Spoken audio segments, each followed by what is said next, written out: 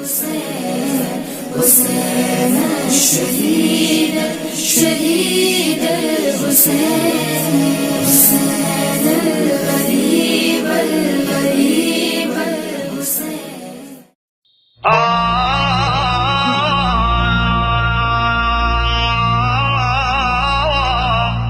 جناب شہربانو فارس یعنی ایران کی رہنے والی تھیں. آپ امام حسین علیہ السلام کی زوجہ محترمہ اور امام زین العابدین علیہ السلام کی والدہ گرامی ہیں.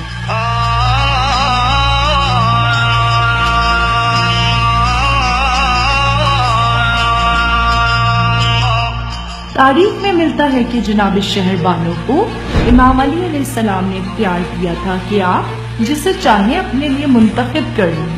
آپ نے امام حسین علیہ السلام کو اس طرح منتخب کیا کہ آپ نے اپنا ہاتھ امام حسین علیہ السلام کے سر پر رکھ دیا.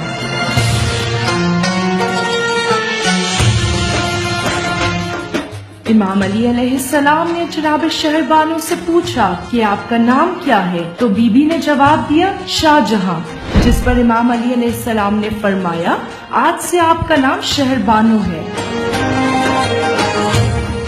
امام علی علیہ السلام نے جناب شہربانو کے متعلق امام حسین علیہ السلام کو نصیحت فرمائی تھی کہ ان کی حفاظت کریں. یہ بی بی اپنے زمانے کے اہل زمین میں سب سے نیک بیٹے کو جنم دیں گی.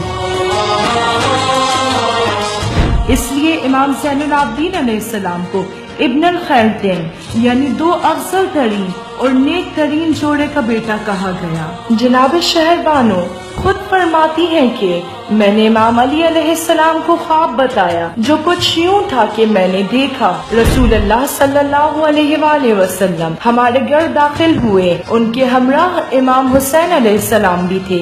رسول اللہ صلی اللہ علیہ وآلہ وسلم نے میرا رشتہ امام حسین سے مقرر کیا اور میرے بابا نے میری شادی امام حسین سے کر دی.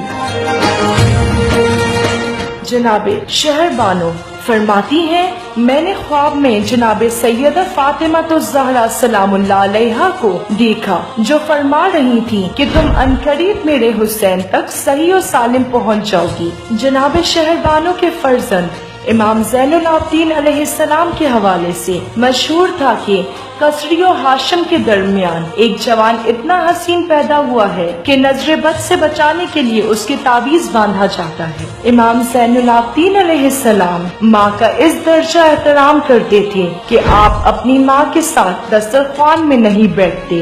آپ سے وجہ پوچھی گئی تو آپ نے فرمایا میں اس بات کو ناپسند کرتا ہوں کہ جس لقمے کو میری ماں نے اپنے لیے پسند کیا ہو میرا ہاتھ ان کے ہاتھ سے پہلے اس کی طرف بڑھ جائے.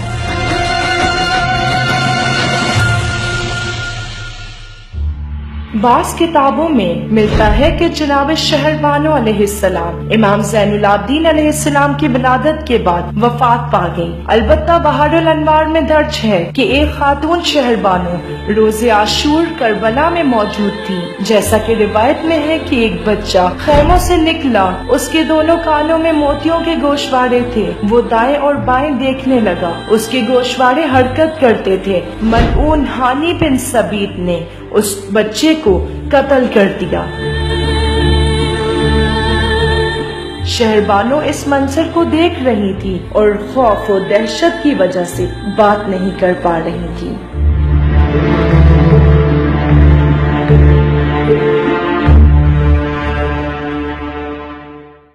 سجدہ شبیری حیدر کرم حیدر عطا ہر درد کی حیدر دوا. مٹی ہے آدم علی ہے ابو ترا ہے راز مقدس کی حیدر